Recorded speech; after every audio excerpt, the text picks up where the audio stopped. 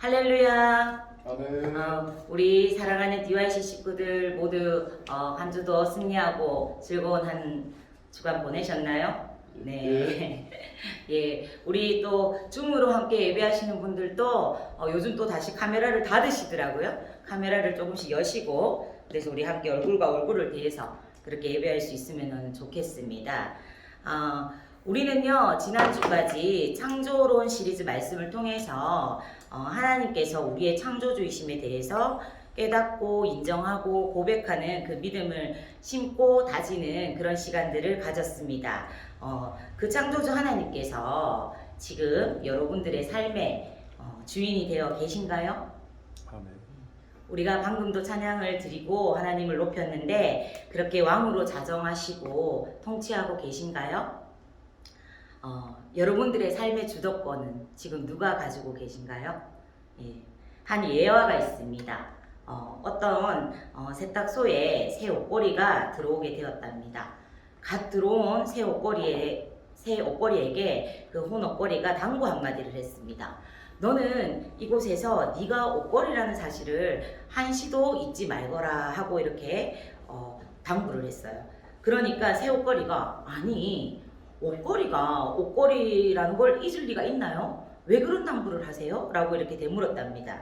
그랬더니 이곳에 잠깐 맡겨진 그 옷들이 입혀질 때 그 옷이 마치 자기의 신분인 양 착각하고 금세 교만해지는 그런 옷걸이들을 그동안 많이 봤기 때문이란다라는 이야기를 들려주었답니다. 하나님 앞에서 우리의 삶과 내면에 혹 이런 모습 또 이런 마음은 없는지 또 앞선 질문들에 대해서 우리의 대답은 무엇인지 우리가 함께 확인하는 의미에서 오늘은 누가 진정한 왕인가 라는 제목으로 그 말씀을 나누어 보고자 합니다. 예. 그래서 오늘 함께 보실 본문은요, 사무엘상 8장 1절로부터 9절 말씀입니다. 사무엘상 8장 1절로부터 9절 말씀 되겠습니다. 찾으셨으면 함께 교독하기를 원하는데요. 제가 먼저 보겠습니다. 사무엘이 늙음에 그의 아들들을 이스라엘 사사로 삼으니 장자의 이름은 요엘이요 차자의 이름은 아비야라. 그들이 브엘세바에서 사사가 되니라. 그의 아들들이 자기 아버지의 행위를 따르지 아니하고 이익을 따라 뇌물을 받고 판결을 굳게 하니라. 이스라엘 모든 장로가 모여 남아에 있는 사무엘에게 나가서 그에게 이르되 보소서 당신은 늙고 당신의 아들들은 당신의 행위를 따르지 아니하니 모든 나라와 같이 우리에게 왕을 세워 우리를 다스리게 하소서 한지라. 우리에게 왕을 주어 우리를 다스리게 하라 했을 때에 사무엘이 그것을 기뻐하지 아니하여 여호와께 기도하매 여호와께서 사무엘에게 이르시되 백성이 내게 한 말을 다 들으라. 이는 그들이 너를 버림이 아니요 나를 버려 자기들의 왕이 되지 못하게 함이니라. 내가 그들을 애굽에서 인도하여 낸 날부터 오늘까지 그들이 모든 행사로 나를 버리고 다른 신들을 섬김같이 내게도 그리하는도다. 같이 봅니다. 그러므로 그들의 말을 듣되 너는 그들에게 엄히 경고하고 그들을 다스릴 왕의 제도를 가르치라. 아멘. 예. 네가 진짜로 원하는 게 뭐야? 너의 삶은 너의 것이다. 네가 원하는 대로 살아라. 네가 너의 삶의 주인이다. 이와 같은 종류의 슬로건들이 많이 넘쳐나는 이 시대이죠. 그러한 이 시대이기 때문에 때로 죄에 대한 설교 그리고 또 삶의 주도권을 논하는 설교가 우리 청년들의 귀에 또 조금 부담스럽고 다소 듣기 싫을 수도 있는데요. 그러하기 때문에 역으로 이 부분들은 계속 점검되고 각인되어야 합니다. 어떻게 해요? 부담이 되고 싫은 마음들이 아니라 그것들이 내 안에서 정말 믿음으로 고백되어지는 때까지요.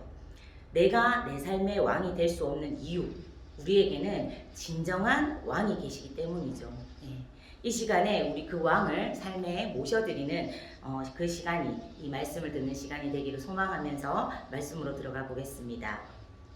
오늘 본문 내용을 본격적으로 살피기 전에 이스라엘의 그 상황들을 먼저 살펴보고 이해할 필요가 있겠습니다.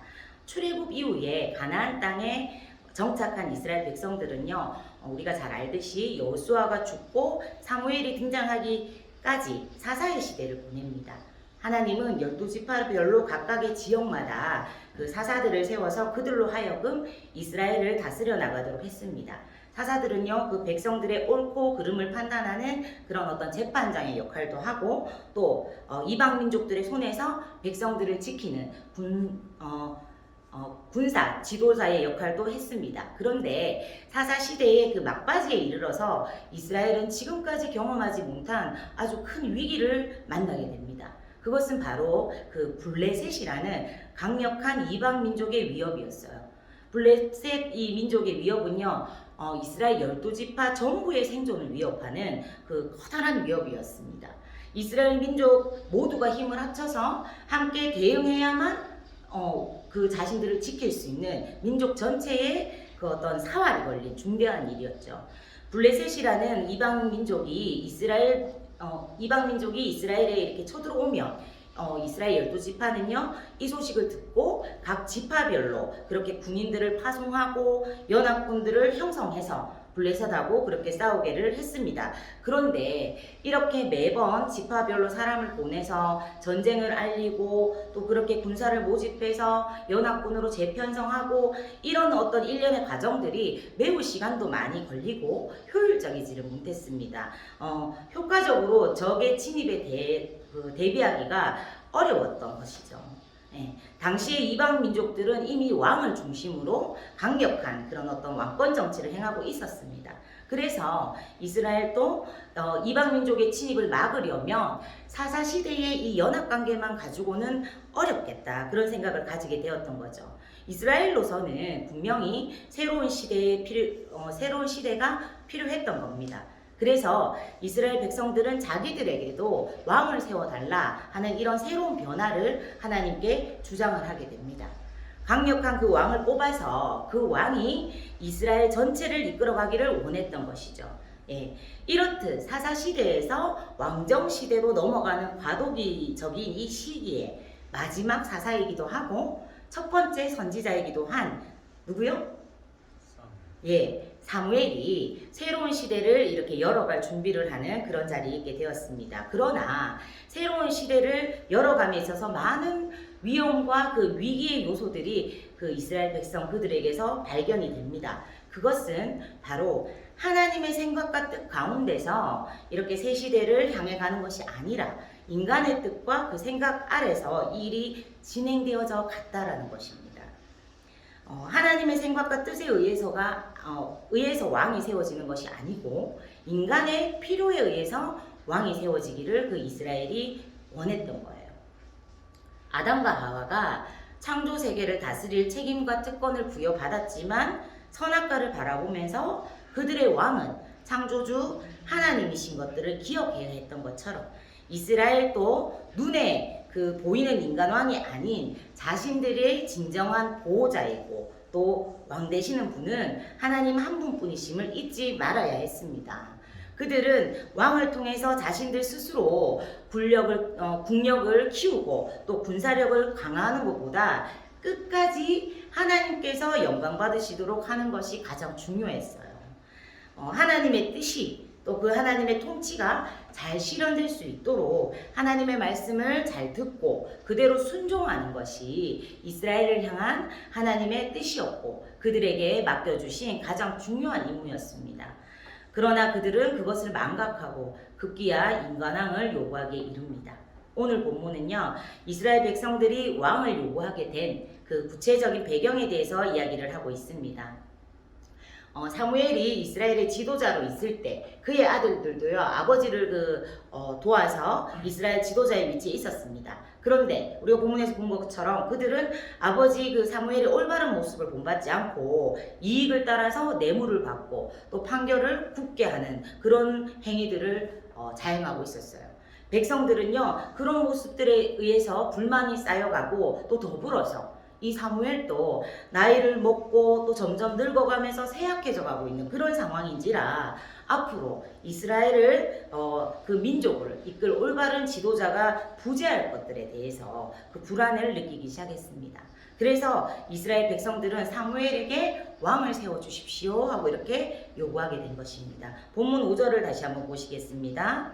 같이 봅니다. 그에게 이르되 보소서 당신은 늙고 당신의 아들들은 당신의 행위를 따르지 아니하니 모든 나라와 같이 우리에게 왕을 세워 우리를 다스리게 하소서 한지라. 어떻게 생각하면요, 그 백성들의 요구는요 당연한 것으로 보여집니다. 그런데요, 오늘 본문 5절 밑에 있는 6절에 보니까 사무엘은 그것을 기뻐하지 않았다고 했습니다. 그 이유가 무엇일까요? 잘못된 그 자기 자식들이 자기의 그 어떤 자리들을 세습하지 않고 물러나게 되는 것들에 대한 미련 때문이었을까요? 사무엘이 왕을 요구하는 백성들의 그 요구를 기뻐하지 아니한 것은요, 자기 자식에 대한 미련 때문이 아니라 백성들의 그 요구가 하나님이 보시기에 옳지 못하고 또 하나님이 기뻐하시지 않는 일임을 알았기 때문입니다. 그렇다면 왜 하나님께서는 그들이 왕을 요구하는 것을 기뻐하지 않으셨을까요? 이스라엘 백성들이 왕을 요구한 것이 하나님 앞에 어떤 잘못을 범한 것일까요? 첫 번째로 그들은 자신들의 그 욕심을 채워주는 왕을 구했습니다. 예, 사실 지금까지 이스라엘 백성들이 살아온 것은 하나님께서 그들을 지켜주시고 보호해 주셨기 때문입니다. 오래전 그들이 애굽을 탈출했을 때, 또한 광야를 지나서 가나안 땅에 입성했을 때, 그리고 또 하나님께서 애굽의 왕과 가나안 땅의 그 왕들을 모두 물리쳐 주신 그런 어떤 보호하심과 인도하심 우리는 이미 성경을 통해 알고 있습니다. 그리고 이 앞전 시대인 사사 시대에도 수많은 왕들이요 이스라엘 백성들을 괴롭혔지만 하나님께서는 결국 이 모든 왕들을 이기게 해주셨어요. 강력한 그 왕의 통치를 받았던 주변국이 많이 있었지만 결국 하나님께서 이들을 이기게 하시고 물리치게 하신 것입니다. 성경의 역사를 우리가 한번 살펴보면요, 이스라엘 백성들이 왕이 있는 이방 나라들에 의해서 괴롭힘을 당하거나 고난을 당한 것은 적국들이 강했기 때문이 아니라 이스라엘 백성들이 하나님 앞에 불순종했기 때문이었습니다. 자신들에게 강력한 그 통치력이 있는 어떤 육신적인 왕이 없었기 때문에 그 위기를 경험하고 고난을 경험하고 이런 것들이 아니라 하나님을 의지하지 않고 그 하나님과 멀어져 버리는 그런 범죄함 가운데 있을 때마다 하나님께서 인생의 채찍으로 그 주변국들을 사용하시고 그런 고난과 고통을 또 통과하는 시간들을 하나님 허락하셨던 것이죠. 그런데 이들은요, 이런 과거의 경험은 까맣게 또 잊어버리고 자신들에게는 인간의 왕이 필요하다 이렇게 주장하고 있는 겁니다. 사실 그들에게는요, 인간 왕보다 훨씬 더 위대하신 만왕의 왕 되시는 그 하나님이 계시는데 그들은 눈에 보이지 않는 전능하신 하나님이 아니라 눈에 보이는 그런 어떤 인간왕을 원했던 것입니다. 막강한 왕권을 자랑하는 수많은 이방 나라들의 손에서 이스라엘 백성들을 구원하여 주신 그 하나님을 그들은 망각하고 외면했던 것이죠. 어쩌면 그들은 눈에 안 보이는 하나님을 의지하는 것보다 눈에 보이는 그 인간왕을 의지하는 것이 훨씬 더 우리에게 쉽다 이렇게 느꼈을 수도 있습니다. 더불어 하나님께서는 어떤 상황과 환경에 따라서 또 어떤 백성들의 기분에 맞춰서 이렇게 타협하시는 분이 아니지만 인간왕은 어때요? 상황과 어떤 형편에 따라서 또 백성들의 기분에 따라서 이렇게 타협을 할 수도 있는 그런 존재이기 때문에 사람의 눈치를 보지 않으시고 절대 타협이 없으신 그 하나님을 섬기는 것보다 백성들의 그 어떤 눈치를 보기도 하고 기분을 맞춰줄 수도 있는 그 인간왕을 섬기는 일이 훨씬 더 편하겠다고 생각했던 겁니다. 실제로 이스라엘의 초대 왕 사울왕은요, 왕으로 세워진 뒤부터 하나님보다는 사람을 더 두려워하기 시작을 했습니다. 업적이 쌓여져 갈수록 하나님을 그 왕의 자리에서 몰아내고 승리에 도취해서 그 하나님의 영광을 가로채기를 시작했죠. 하나님의 이름과 그 믿음을 말했지만 그를 통해서는 더 이상 하나님의 영광이 나타나지 않았습니다. 그가 범죄했던 가장 큰 이유도요, 하나님이 아닌 그 백성들의 눈치를 본 것입니다. 블레셋과 그 전쟁에 나갔는데 백성들이 막 두려워하니까요, 사무엘이 도착했을 때 드려져야 되는 그 제사장만이 이렇게 하나님 앞에 집례할 수 있는 그 제사도 어떻게 해요? 그 백성들이 두려워하니까 자신이 그 제사를 직접 스스로 집례해버리죠. 그리고 또한 아말렉과의 그 전쟁에서도요. 예, 백성들에게 잘 보이고자 자기가 전쟁에 그 어떤 약탈물이라든지 이런 부분들에 대해서 하나님은 반드시 다 없애고 죽이라고 말씀하셨는데 하나님의 명령을 어기고 좋은 것들을 남겨서 취해두는 이런 모습들을 우리가 발견할 수 있어요. 이처럼요, 인간의 왕은요, 백성들의 그 어떤 여론, 그 반응에 민감하게 반응을 해요. 백성들도요, 표면적으로는 강력한 통치를 원해서 자신들이 왕을 요구하는 것처럼 보이지만 그 이면에는요, 자신들의 그 비위를 맞춰주고 자신들의 뜻대로 움직여질 수 있는 그런 왕을 세우고 싶었던 그런 욕망이 있었던 겁니다. 즉, 자신들이 좌지우지할 수 없는 어미하신 절대 통치자 그 하나님보다는 자신들의 어떤 입김으로 또 민심으로 이렇게 조정할 수도 있는 그런 통치자인 인간왕이 그들에게는 좋았던 것입니다. 두 번째로요, 인간왕을 요구한 것은요, 결국 그들이 하나님을 버리는 행위였습니다. 우리 7절 말씀 다시 한번 볼까요? 함께 봅니다. 본문 7절. 여호와께서 사무엘에게 이르시되 백성이 내게 한 말을 다 들으라. 이는 그들이 너를 버림이 아니요 나를 버려 자기들의 왕이 되지 못하게 함이니라. 자, 이스라엘 백성들이 왕을 섬기는 이방 나라를 부러워하여 인간을 왕으로 이렇게 추대하는 왕국이 되겠다라는 것은 더 이상은 하나님의 통치를 받는 것을 거부한다는 것입니다. 물론 왕을 요구하는 이 이스라엘 백성들의 그 소원 전부를 악으로 규정할 수는 없습니다. 하나님께서도요, 때가 되면 이스라엘에게도 필연적으로 어떤 왕정 제도가 이렇게 필요하고 그렇게 발전할 수밖에 없는 것들을 미리 아셨어요. 그래서 그 왕정 제도에 대해서 이미 모세에게 신명기 17장에서 상세하게 예언하시기도 했습니다. 문제는요, 그 모든 일들이 하나님의 때와 하나님의 그 기쁘신 뜻과 방법대로 행해져야 되는데 하나님의 뜻이 아닌 인간들의 생각과 그들의 필요에 의해서 요구가 되어졌다는 데 문제가 있는 거예요. 그들이 왕을 요구한 그 동기는요, 앞서 살펴본 그 내용처럼 인간의 어떤 그 욕심과 욕망에 근거하고 있는 부분들이기 때문이고 또 하나님에 대한 저항에서 비롯되었다는 겁니다. 즉, 그들이 하나님이 통치하시는 이 신정 통치에 대해서 이제는 실증과 권태를 느꼈습니다 하는 이런 모습이라는 거죠. 더 이상은 하나님이 아닌 그 인간에 의해서 나라를 다스리고 싶다. 우리 인생, 우리 힘으로 살고 싶다라는 것입니다. 이와 더불어서 인간왕을 요구했던 그 백성들 마음의 이면에는 자신들의 그 욕망을 채워줄, 자신들의 떠받들어주고 어떻게 해요? 자신들을 이렇게 섬겨주고 높여주는 그런 왕을 원했던 것입니다. 결국은 그 왕이라는 존재를 원했던 게 아니라 자신들 스스로가 섬김받고 높아지는 이런 것들을 위해서 그 인간 왕이라는 그런 어떤 세워짐이 요구되었던 그런 모습인 것이죠.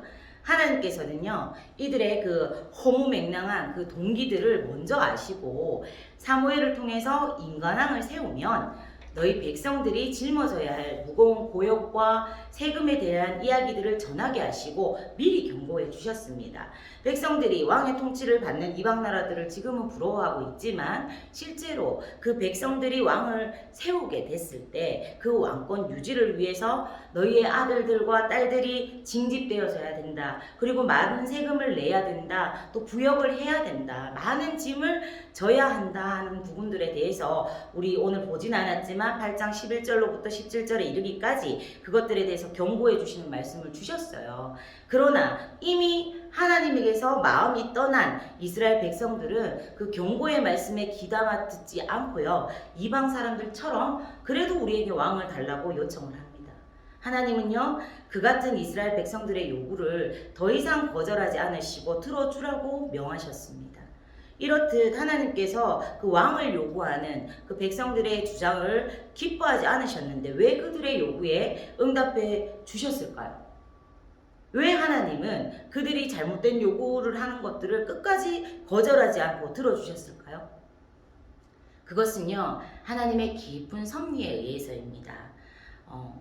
하나님께서는 사무엘을 통해서 백성들의 그 요구가 잘못되었음을 가르쳐 주시고 경고하셨음에도 불구하고 그들이 마음을 강팍하게 해서 회개치도 않고 자신들의 주장을 꺾지도 않고 계속해서 고집을 부리니까 아무리 경고의 그 말씀을 주고 옳은 말을 해줘도 듣지 않는 그들에게 그들이 원하는 대로 놔두시고 나중에 이 때문에 그들 스스로가 그 결과들에 대한 고통을 경험하면서 그때 우리가 하나님 앞에 잘못했구나. 하나님의 말씀이 옳았구나 하는 이 사실들을 스스로가 깨닫고 돌이키게 하기 위함이셨어요. 이것을 다른 말로 허용적 섭리라고도 표현을 합니다. 인간의 왕을 이렇게 세움으로 그들이 고통과 시련을 당하면서 하나님이 왕으로 그들을 다스려 주심이 얼마나 감사한 일이었던가에 대해서 깨닫게 하시기 위해서 허용해 주신 것입니다. 그리고 궁극적으로 인간의 왕의 연약성 그리고 그 한계성을 깨닫게 하시고 또 인간 왕과 같은 어떤 연약과 한계를 가지지 않는 왕, 영원한 그 평강의 왕이신 우리의 메시아 되신 예수 그리스도 그분을 사모하도록 하기 위해서 이것을 허용해 주신 것입니다. 18절을 우리 함께 보기를 원합니다. 오늘 보신 본문의 8장 18절 말씀입니다. 함께 보시겠습니다. 그날에 너희는 너희가 택한 왕으로 말미암아 부르짖되 그날에 여호와께서 너희에게 응답하지 아니하시리라 하니 나중에 인간 왕으로 인해서 고통을 당하는 때가 반드시 온다는 거죠. 그때 하나님께서는 그들이 잘못 요구한 것들에 대해서 되물려 주시지 않으시겠다는 겁니다. 이스라엘 백성들 그들이 원해서 세운 그 왕으로 인해서 그들이 고통을 겪게 될 때 하나님께 구원을 요청하고 부르짖고 이런 모습들이 있을 텐데 그때 내가 너희들에게 너희가 나의 경고의 말들에 귀 기울이지 않은 것처럼 나도 너희의 그 부르짖음에 귀 기울이지 않을 것이라 하면서 이렇게 경고하신 것입니다. 이후에 이스라엘의 그 실제 역사들을 보면요, 자신들이 그 왕을 구한 이 일에 대한 혹독한 그 대가 지불을 치르는 고난의 역사를 살아갑니다. 무능하고 악한 왕들의 통치로 의해서 고역을 치러야 됐고 결국은 포로 생활까지 이렇게 거치는 과정을 통과해야 됐어요. 그런 시간들을 통해서 비로소 진정한 행복은 인간의 어떤 왕들을 우리가 세우고 그것으로 국력을 다지고 군사력을 이끌어가는 이것이 아니구나. 하나님을 영원한 왕으로 모시고 살아가는 것이 그것이 우리에게 진정한 행복이며 참 보호구나. 이런 부분들에 대해서 그들이 마음속 깊이 깨닫고 돌이켜서 회개하면서 결국은 메시아 대망사상 즉 오실 예수님을 기다리게 하는 그 사모함을 가지게 된 것입니다. 저와 여러분도 마찬가지입니다. 내 자신을 스스로의 왕이요 또 내 인생의 주인으로 삼고 살았던 지난날을 한번 여러분 돌아보시기를 바랍니다. 내가 내 인생의 주인이요 내 삶의 주체다라고 그렇게 주장하면서 그렇게 여기면서 살았던 지난날이 여러분 과연 허평하셨습니까? 그때가 평안하셨습니까? 결코 아닐 것입니다. 하나님께서는요 때로는 가르쳐줘도 안 될 것 같으면 그냥 내버려 주실 때가 있습니다. 왜냐하면 우리들은 참 어리석게도 옳은 것, 바른 것 이런 것들을 알려줘도 스스로가 그것이 맞다라고 동의되어지고 깨달아질 때까지 그것을 고난을 통해서 직접 경험하기 전까지는 깨닫지 못하고 이해하지 못하는 경우가 많기 때문입니다. 어떻게 저와 여러분도 지금까지 이런 사실을 삶 가운데 직접 경험해 본 경험은 없으신가요? 내 뜻대로 내 마음대로 살아올 시간만큼 그것이 얼마나 고통스럽고 힘들었는지 방황의 시간이었는지 몸소 체험해 보신 그런 분들은 없으신가요? 저는 사실 많아요. 하나님을 내 삶의 주인으로 완전히 모셔드리지 못하고 내 방법, 내 뜻 이런 것들을 고집하면서 고생 많이 했습니다. 만약에 이렇게 여러분들 가운데서도 이런 부분들이 경험되고 정말 이렇게 깨닫게 된 분들이 계시다면 이제는 내가 주인 되었던 그 삶을 버리고 내가 내 인생의 왕이었던 그 자리에서 내려와서 우리 주님을 왕과 주인의 자리로 모셔드려야 하지 않겠습니까? 그리고 내가 주인 되었던 그 삶의 한계와 연약함을 뼈저리게 느낀 사람이라면 이제 다시는 그 동일한 실수를 범하지 않기 위해서 범사에 하나님 앞에서 겸손하게 살아가야 되지 않겠습니까? 만일 그런 경험을 하지 않은 분들이라면 오늘 이 시간에 함께 이 말씀을 듣게 됨을 축복합니다. 고난과 시련의 시간을 굳이 통과하면서 그 아픔과 실패를 겪을 이유가 무엇입니까? 하나님을 왕으로 모셔드린 그 평안한 삶을 그런 경험 없이 그렇게 누린다면 더 큰 기쁨과 축복이겠죠. 사실요, 누가 왕인가 하는 이런 질문은요, 예수님과 상관없는 사람들이 아니라 예수님을 예배하는 사람들에게 던져질 때, 이 질문들이 물어질 때 우리는 민감하게 반응하고 경각심을 가져야 합니다. 즉, 당신의 삶의 주도권을 누가 가지고 있습니까? 하는 이 질문을 다시 묻는다는 것은 그 속에 아주 매서운 경고를 포함하고 있기 때문입니다. 예수님이 창조주시고 구주시라는 것들에 대해서 머리로는 너무 잘 알고 입으로 그 믿음을 말하는데 실상은 모든 부분에서 여전히 내가 주체가 되고 왕이 되어서 내 삶을 내가 통치하면서 입으로만 예수님을 사랑한다고 말한다면 예수님께는 전달되어지지 않는 사랑인지 모른다는, 또 예수님을 위해 열심을 내고 있는데 사실은 예수님과는 상관이 없는 나의 열정, 나의 열심일 수 있다는 무서운 경고이기 때문입니다. 열심히 교회를 다니면서 예배에도 빠짐없이 참석했는데 그 중심에는 예수님이 아닌 내가 여전히 주인이 되어 있는 삶이라면 그것은요, 습관적인 종교 생활에 불과할 수 있다는 사실입니다. 이렇듯 내가 기준이 되어지 모든 것들의 기준이 나인 그런 믿음이나 신앙생활은요, 안타깝지만 구원에 가장 가까이 있다고 믿었으나 실상은 구원에서 가장 먼 곳에 있게 할 수 있다는 엄중한 경고입니다. 예수님을 알지만 예수님과 상관이 없는 신앙생활을 하는 그런 사람은요, 세상에서 가장 안타깝고 불행한 사람일 것입니다. 여러분께서는 지금 하나님을 왕으로 또한 주인으로 모시고 계십니까? 아니면 아직도 내가 그 자리를 꿰차고 있습니까? 한 나라의 대통령을 잘못 세우면요, 그 나라는 위태롭습니다. 또 어떤 나라의 기관의 공직자를 잘못 세우면요, 그 기관이 휘청거립니다. 저와 여러분들의 개인의 삶과 또 가정도 교회도 마찬가지입니다. 내가 아닌 우리 예수님께서 왕과 주인으로 통치하시고 그분이 인도하시고 이끄셔야 합니다. 우리는 이스라엘 백성들처럼 우리의 진정한 주인이자 왕이신 하나님을 망각하고 육신적인 왕을 달라고 내 자신 스스로가 내 삶의 주인 된 삶을 살려고 할 때가 얼마나 많은지요. 우리의 인생은요, 우리가 주인이 되고 왕이 되어 그 다스린다면 참으로 고달픈 인생을 살 수밖에 없습니다.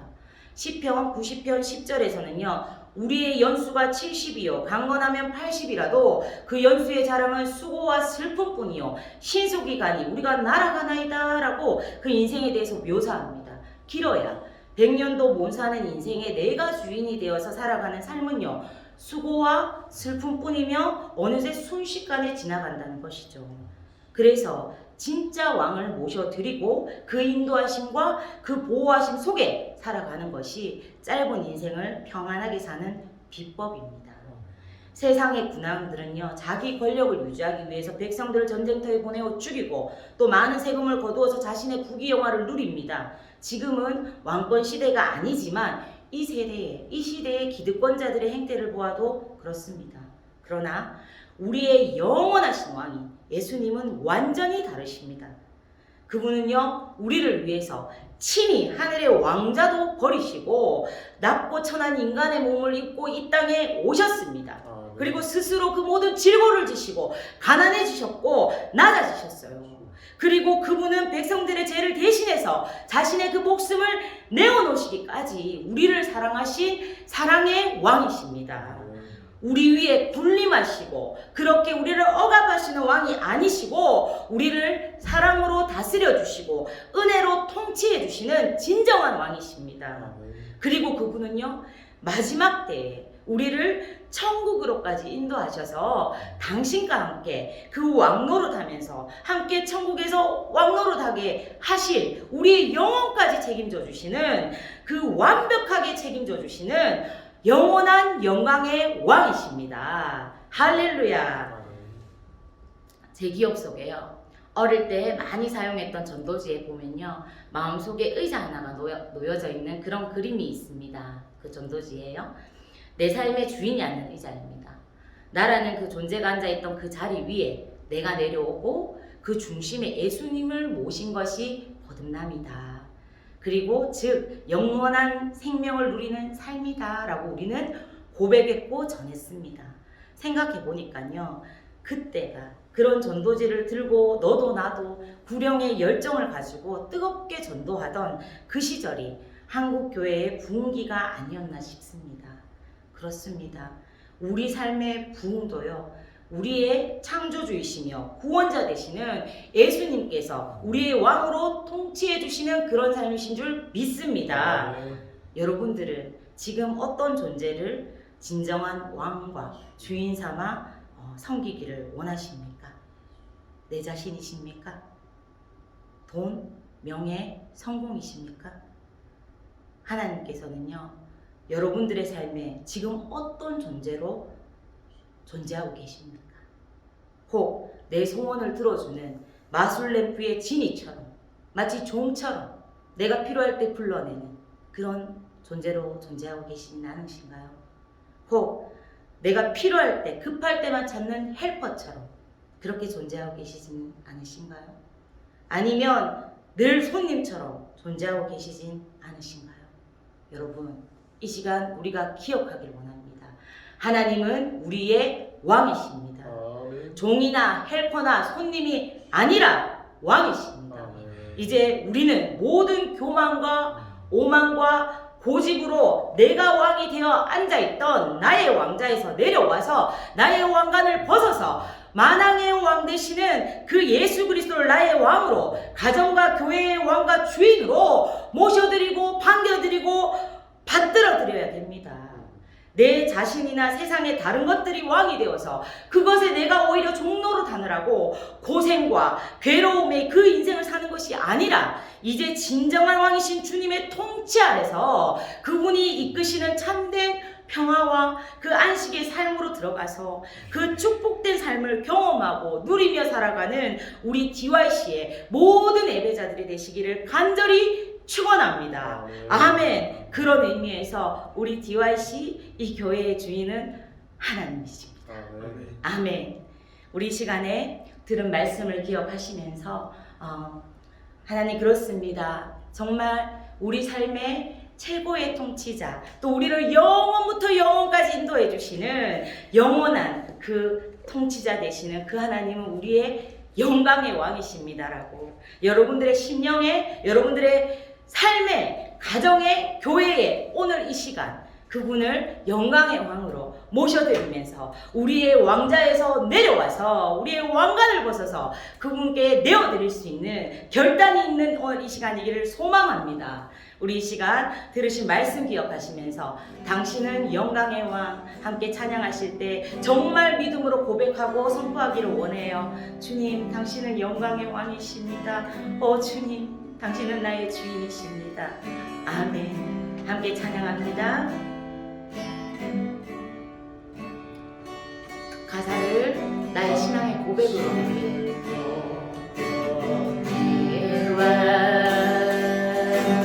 당신은 평강의 왕. 아멘.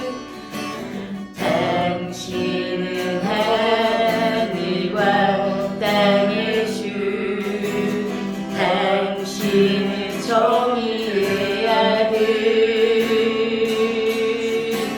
천사가 그를 꿇고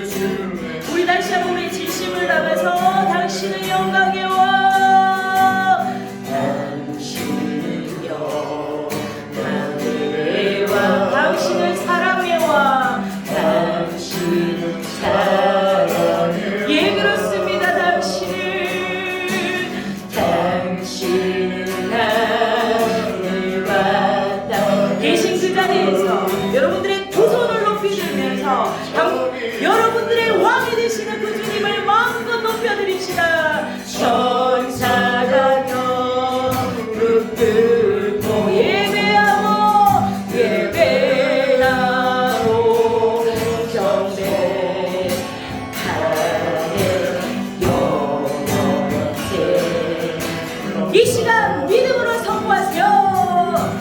당신은 예수, 예수님 호산나가 그새 자손께 호산나 불러, 호산나 불러 왕 중의 왕. 아멘. 높은 하늘에 영광을 예수 주, 이 주님이 우리의 피난처가 되시는 주님입니다. 계속해서 찬양합니다. 되시는 주 아멘. 영원한 승리의 왕, 주님의 얼굴을, 주님의 얼굴을 주의 빛, 주의 빛 믿으세요. 피난처 되시는, 피난처 되시는 주 예수. 아멘. 영원한 승리의 왕. 아멘. 아멘. 주님의 얼굴을 구할 때 주의 빛 주시네. 전쟁은 주님께 속했네. 아멘. 승리는 우리의 것. 아멘. 아멘. 예수의 이름을 높이며 영원히 찬양하리. 이러할 때 아멘. 주님의 임재에 온 땅을 들리고 우리 기도에 하늘 문 여시네. 온 민족과 율법 주께 경배해 영원히 보좌에 계신 함께. 주님의 임재에 온 땅을 들리고 우리 기도에 하늘 문 여시네. 온 민족과 율법 주께 경배해 영원히 보좌에 계심과 함께. 우리 시간 함께 기도합시다.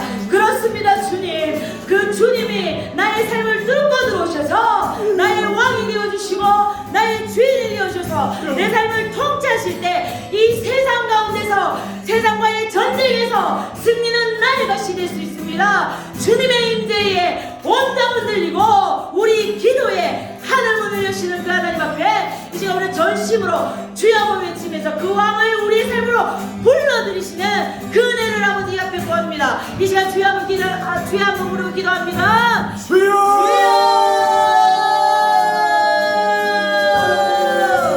아멘. 아멘. 주님의 임재에 온 땅을 들리고 우리 기도에 하늘 문 열어주시옵소서. 아버지, 정말 우리가 아버지 그 주님이 아버지 우리의 영광의 왕이심을, 우리의 평강의 왕 되심을, 아버지 우리의 영원한 통치자 되심을 고백합니다. 아버지 주님이 통치하지 않는 실패와 낙심과 고통을 줍니다. 주님 이 시간에 아버지 내가 주인 되어 있고 내가 왕노릇하고 아버지 그래서 망쳐버리고 무너뜨려버리고 상해버렸던 우리의 삶에 오시옵소서. 주님 왕으로 임재하시옵소서. 거룩한 주님, 우리의